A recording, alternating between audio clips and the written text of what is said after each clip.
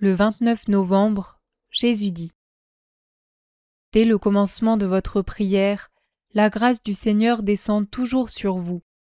Je parle de la prière sainte et non de la sotte demande de choses inutiles ou réprouvées par Dieu et par la morale. L'Éternel qui veille sur vous des cieux n'a pas un cœur de bronze semblable au vôtre, vous qui êtes durs envers vos frères et sœurs et ingrats envers Dieu. Il se penche immédiatement sur vous quand avec un cœur humble, aimant et confiant, avec sacrifice et constance, vous demandez pitié à Dieu. Lorsque vous vous adressez à lui, Dieu vous donne pain et réconfort, il vous guide et vous éclaire. Et si vous n'êtes pas toujours exaucé, ne pensez pas que votre prière reste sans réponse. Pour quelque chose qui vous est nié par l'intelligence qui sait tout, vous recevez d'autres dons que vous n'appréciez pas toujours tout de suite et dont vous n'êtes pas aussitôt reconnaissant. Mais tôt ou tard, vous devez reconnaître cette bonté intelligente qui prend soin de vous. Et si vous ne vous en rendez pas compte ici-bas, vous saurez sûrement au-delà de la vie terrestre combien le Seigneur fut grand et bon avec vous. Mon ange parla à Daniel qui priait encore, et vous pourriez dire sa prière même maintenant. Le Consolateur qui est aussi l'Annonciateur n'est jamais séparé de ce qui me concerne. Messager de Dieu, esprit obéissant et aimant, il trouva toujours sa joie à porter les volontés de Dieu aux humains et à consoler ceux qui souffrent. Il ne quitta pas uniquement le ciel pour la bienheureuse Annonciation, pour consoler Joseph, pour me réconforter dans ma terrible agonie.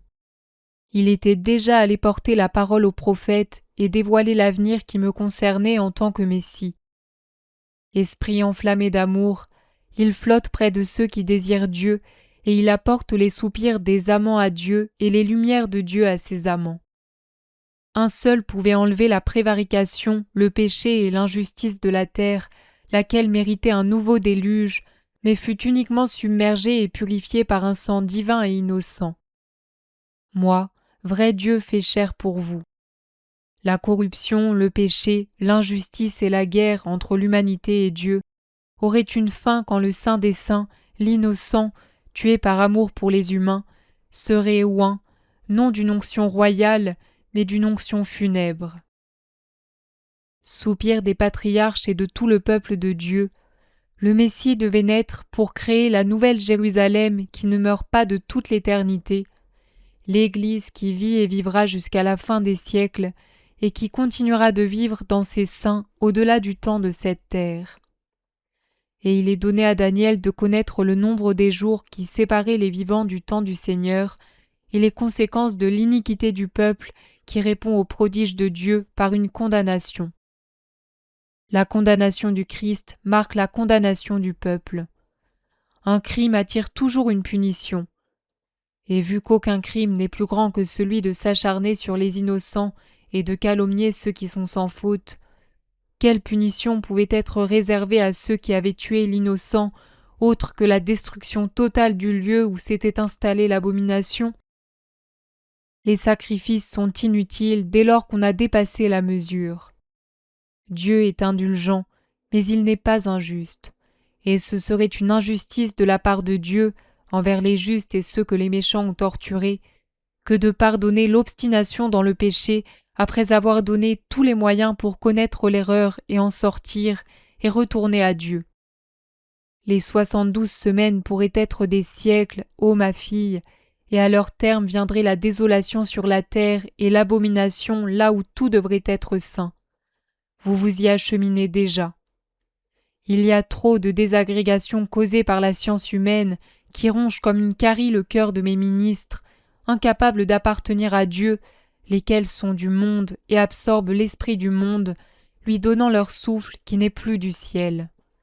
C'est la grande douleur du Christ. Trop de pays sans Église, trop d'églises sans prêtres, trop de fidèles sans guide, trop de cœurs sans amour. Si Gabriel revenait, il aurait bien de la difficulté à trouver des cœurs qui sauraient prier comme Daniel et qui accueilleraient sa parole sans la disséquer au point de la tuer pour l'étudier et pour arriver ensuite à la nier. Et cela n'est-il pas en soi une abomination dans la maison de Dieu, là où au moins ces ministres, au moins eux, devraient être une lumière pour les foules. Vous êtes en train de tuer le Christ une deuxième fois. Vous le tuez dans votre esprit. Et dans peu de temps, vous ne serez plus son peuple, mais une tribu d'idolâtres. Ne vous plaignez donc pas si le ciel s'est fermé sur votre fermentation d'opprobre. En vérité, je vous dis que si vous ne vous convertissez pas au Seigneur votre Dieu, la désolation durera jusqu'à la fin.